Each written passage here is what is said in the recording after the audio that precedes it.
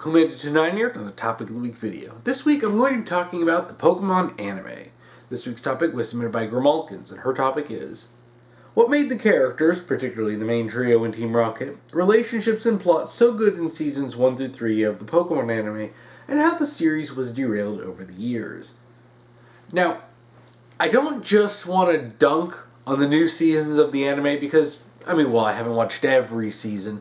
I have watched some of the show and, past where I had initially stopped as a kid, and there are some good things about it.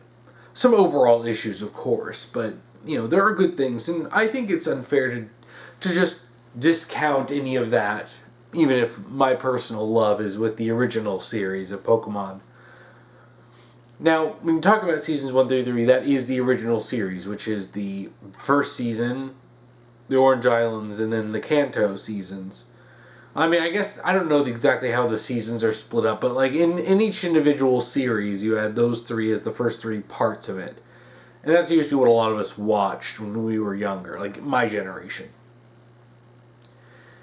And yeah, those hold some great memories for me. As a kid, one of the biggest problems when I was watching the show was early Hoenn. I didn't hate Hoenn. I didn't hate it, but even as a kid, I started to find it a bit dull. And it's not like I didn't like May. It's not like I didn't like Max. It's not like I thought it was bad.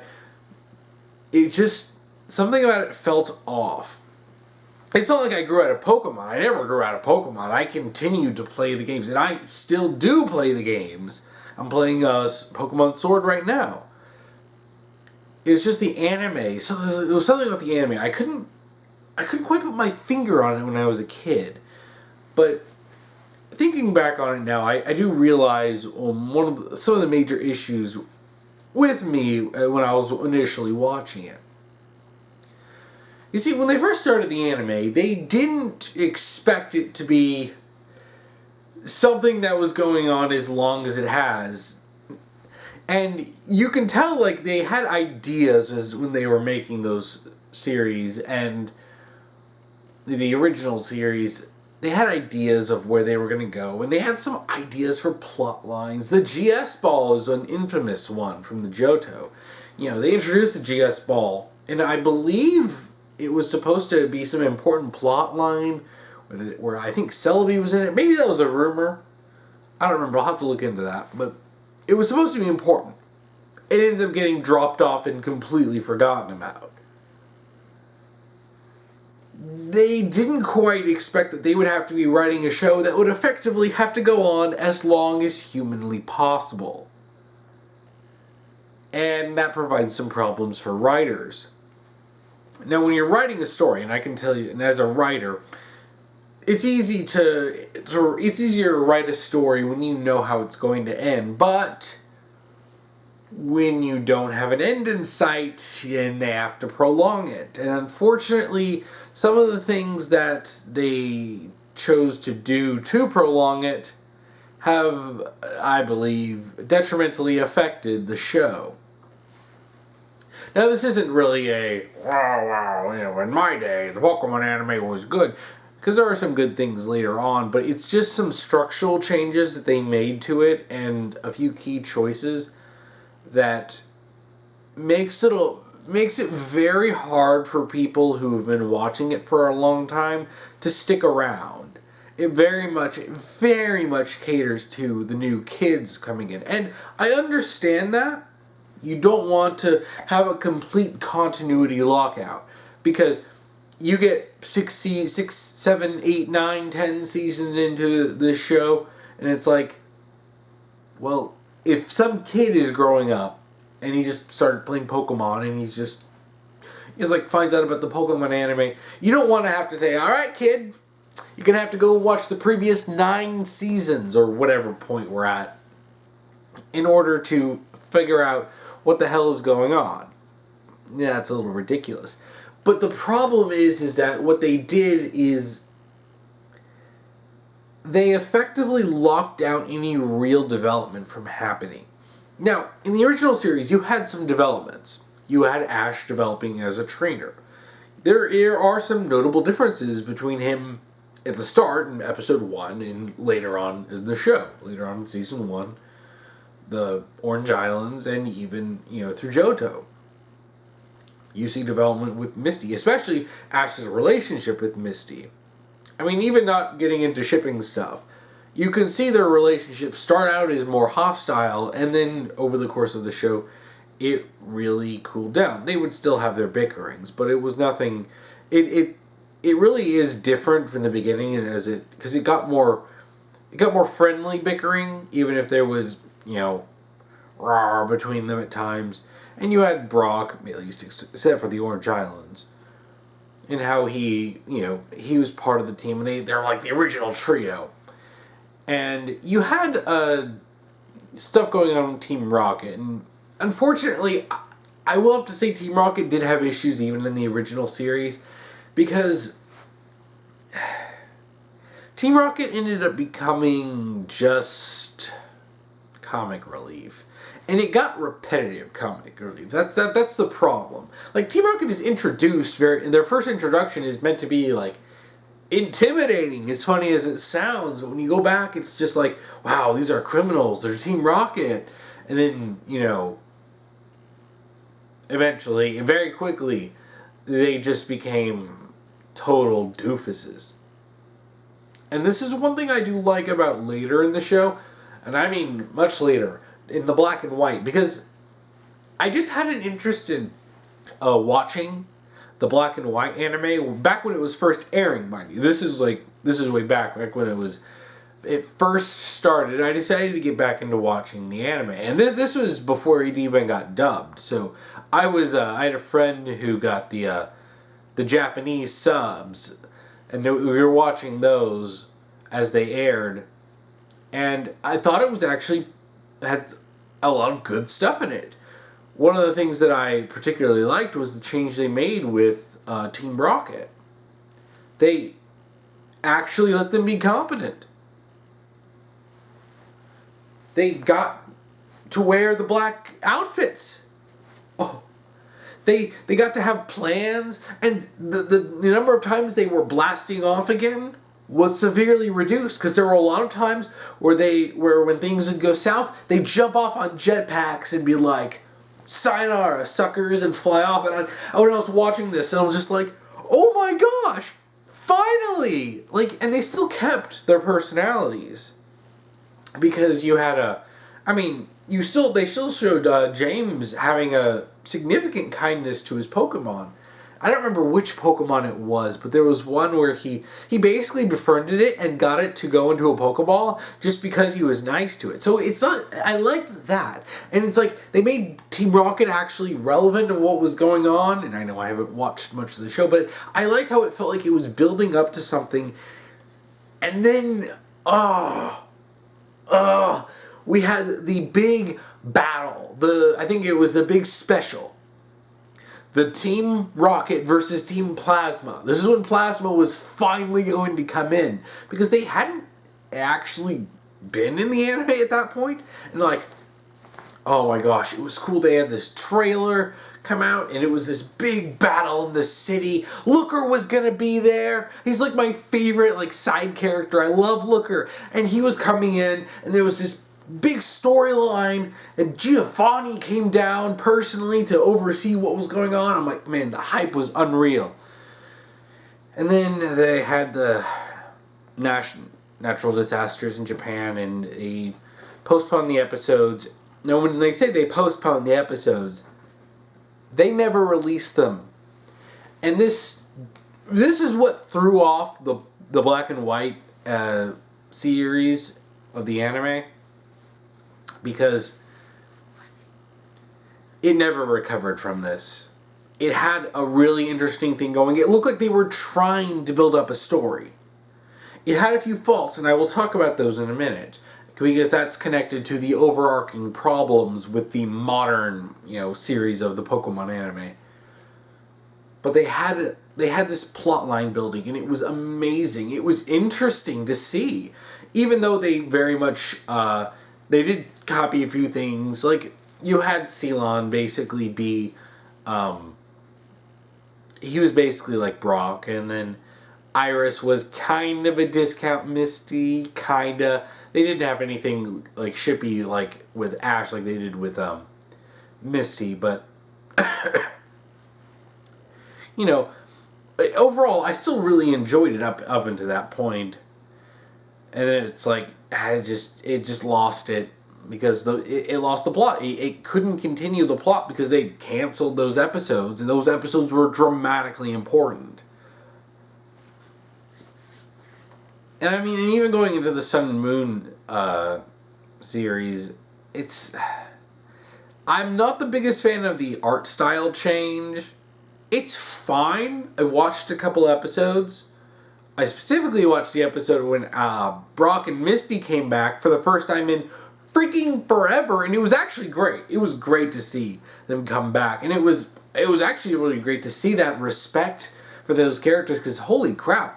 I even did a video way back talking about that, and it was refreshing because the series kind of has a weird allergy to continuity.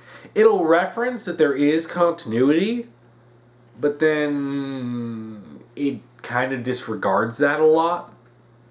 And this is what really killed the series. You can see some of it starting to wind down in Johto, because there was a decent amount of filler in Johto, where not much was going on. And you can see that was the part where they realized, oh crap, we're going to be having to make this show forever. It's like, unfortunately, one of the biggest problems with this is that they chose, instead of writing a show that was structured in a way that could go on, it's almost like they stopped trying to do anything too ongoing. So you couldn't really have ongoing plot lines. And it's a shame, because I really think they could have made this work. Another problem, and I talked about development, is they stilted a lot of stuff, particularly Ash. Now, while I said I liked stuff in black and white, at least for the first part of it, the beginning of it had some extraordinarily questionable decisions. Now, every season after the original series, Ash just dumps all his Pokemon except for Pikachu, because he's the most marketable one. And then he starts over. Now, you can understand wanting to start over in a new region. But the purpose of this is very clearly so that they don't have to bother getting rid of them in any kind of organic way. Because way back, they actually did try to come up with reasons why Ash's team would lose Pokemon. I mean, everyone remembers the Butterfree episode, when Butterfree went off. That's one of the most heart-wrenching episodes in the entire franchise. The episode where Pidgeot, Pidgeot stays to protect the other Pidgeys and Pidgeotos. Charizard stays in Charizard Valley. I don't remember all of them, but you had a number of these episodes where they tried to work in some kind of narrative reason why they would leave his team, and sometimes they would come back. Unfortunately, not all of them, and I think that is a weakness of not revisiting a lot of that, because really could have had something interesting with revisiting a lot of these Pokemon later down the line. Especially oftentimes with the promise of seeing them again, it's like, yeah, I'd like that. But unfortunately, like I mentioned before, the continuity becomes a little less important now, which is a shame. Another problem along with dumping this off is the fact of the soft resets every time. And I noticed this severely when I was watching Black and White. This is the questionable decisions I was talking about, apart from, losing all his Pokemon. Ash, at the beginning of it was Best Wishes in Japan, but the Black and White series acted like he did in episode 1 of the show. He was an idiot. And don't get me wrong, Ash is definitely a dummy. But not that dumb. Not the acting like a completely inexperienced trainer who had no idea how Pokemon battles work. That made sense back in the early part of the show when he was a new trainer who didn't know what he was doing. But he's gone through, at that point, several league tournaments. You can't just have him act like a complete dunce like that. And then Pikachu and him lose to a new trainer who just got a Pokemon. I believe it was the Snivy. But it's like, you can't... Pikachu at this point should be like a level 100 powerhouse. If Ash had gotten like a new Pokemon at the time, if he had gotten an Oshawott or something, and then that Oshawott fought that Snivy and lost, that's one thing. It's Pikachu. It's like... it's like they just reset everything, and it's just like... And then they reaffirm, he's 10 years old. It's just like... This is one of the biggest problems, is they don't let Ash age. This is a huge problem. This is one of the biggest reasons why a lot of people just can't stick with the show. Ash doesn't age. He doesn't get to develop. His development will get reset every series because, well, they're just going to effectively redo it every time. Because it's easier to do that than it is to come up with a character arc for him, or any kind of like overarching arc for each series. And then you've got the different writers who come in, writers who leave, and the new writers come in, different head writers who have different ideas of how things should go. And yeah, it can be kind of a mess. But that doesn't mean they shouldn't try. Now, talking about Ash aging up, one of the biggest problems that a lot of people have is that, especially if you're an old fan like me, you remember Ash, from the old series. And then you see him now, and he's like exactly the same, if not dumbed down at times. Because he should be an expert trainer. He really should. But they just reset it because it's easier that way. Now, here's a suggestion. Here's what really would have made this... Because, this is why a lot of people can't get invested. If you had Ash age, but slowly... Now, I'm not saying age him a year for every single, series, every single region. That would be way too fast. But just say you age him up every couple of series. Maybe 1 year. 1 year every couple of... two, three. Maybe 3 series. Alright. He ages up a little bit. So, eventually he'll be 11 and 12 and 13. And he's still young enough for kids to relate to him. I think the problem is that they don't want to lose the fact that he's relatable to kids. But like, when I was a kid, I remember watching, shows, anime I watched, where characters were 14, 15, 16, 17, etc. I remember some anime I watched, I don't remember which ones, but there were ones where the kids were in like high school or something, and it never bothered me, even as like a little kid.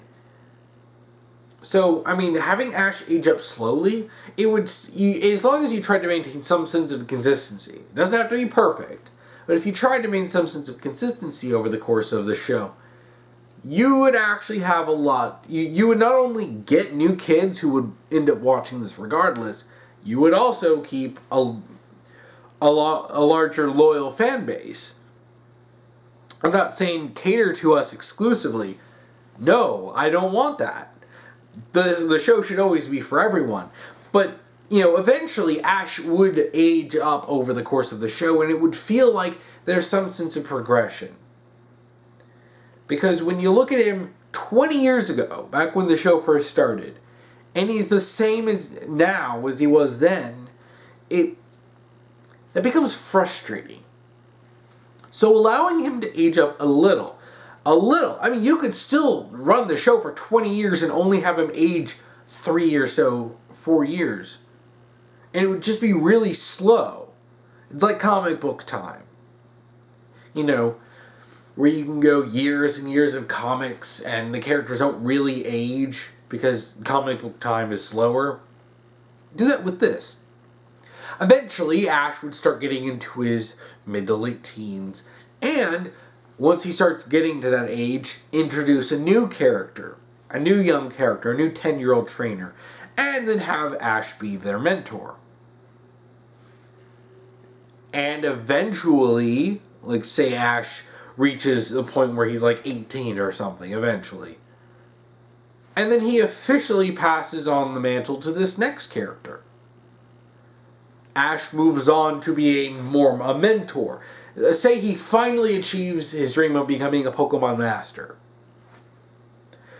Or something significant. He moves on.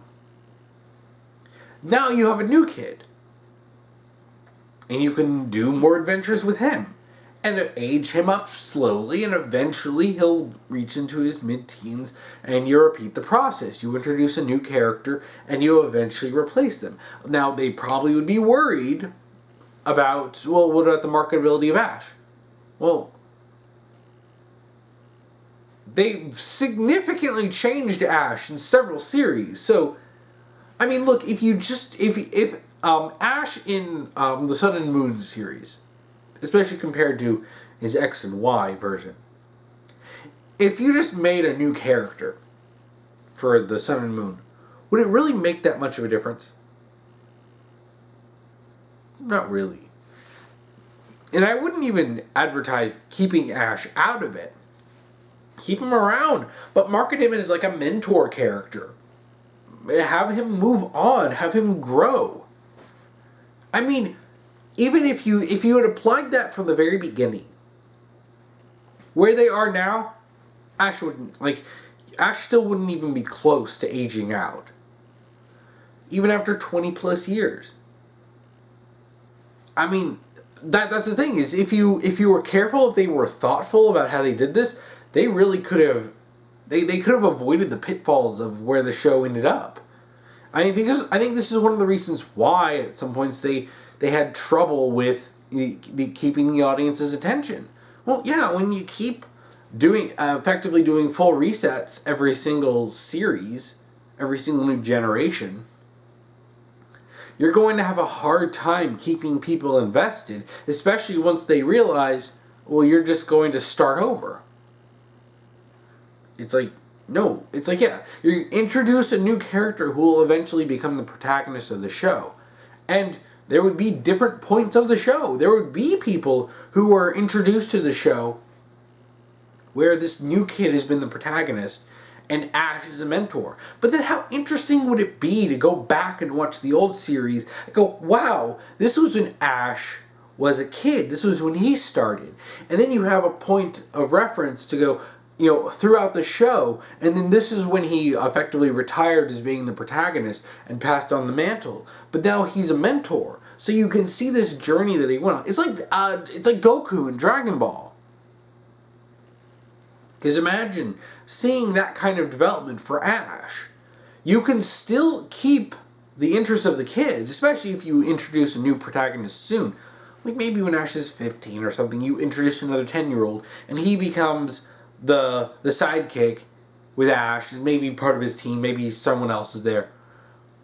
But then you also have that kid acting like a doofus, not knowing what's going on.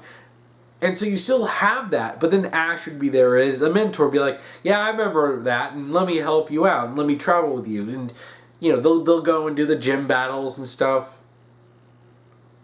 And I just think it's a very simple solution that I think they panicked when they realized that they had to keep this show going on effectively forever.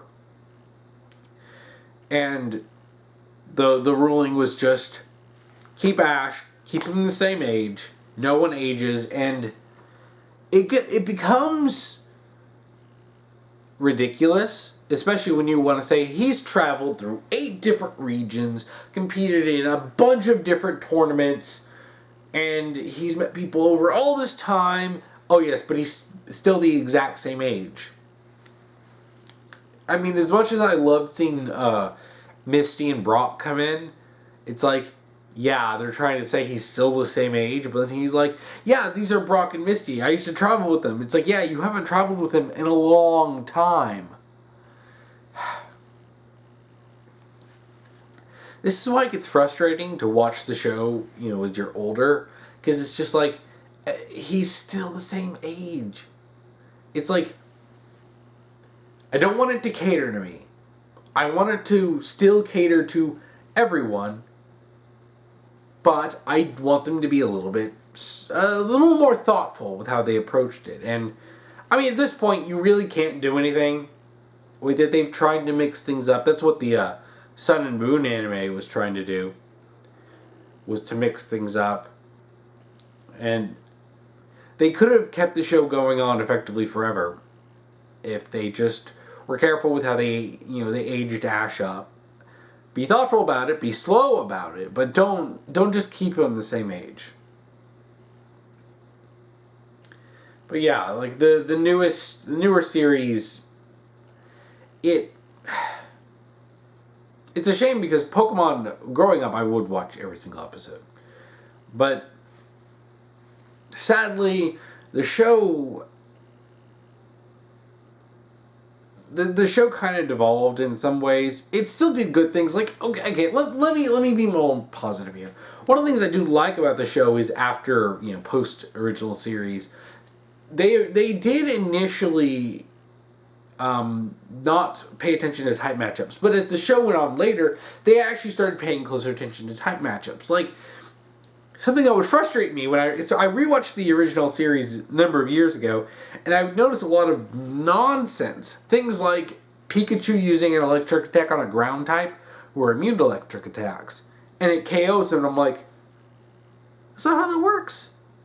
And if you know the type matchups of the games, some battles in the anime would get frustrating. But they did end up fixing that. I can't say it for everything because I haven't watched all the battles for every single series after the OS. But I do know from what I have seen, they did start paying more closer attention to that. So that is something that they did fix. But it's like, take that approach of being careful about the type matchups, paying attention to what different types of Pokemon are immune to what attacks, weak to others, and etc., etc. But just apply that to the overarching writing instead of just stopping. And they have tried. I'm not going to say they didn't try at all, but like, I feel like they tried in ways. They tried to mix things up while also keeping things restricted in aging, development, and constant soft reboots every single series, and it really didn't help the show. Well, I think that's about it for this topic. I think I've talked enough about it. If you want to submit a topic to me, you can comment down below. If you're on YouTube, if you're on Tumblr, send me an ask, but topic : whatever topic you want me to talk about. Or if you're on the Discord, you can go to the topic submissions channel and submit it there. If you want to watch last week's topic video, you can check that out here. If you want to watch next week's topic video, you can check that out here. I want to get that done. So what are your feelings on the Pokemon anime? Please comment below. And thank you for watching.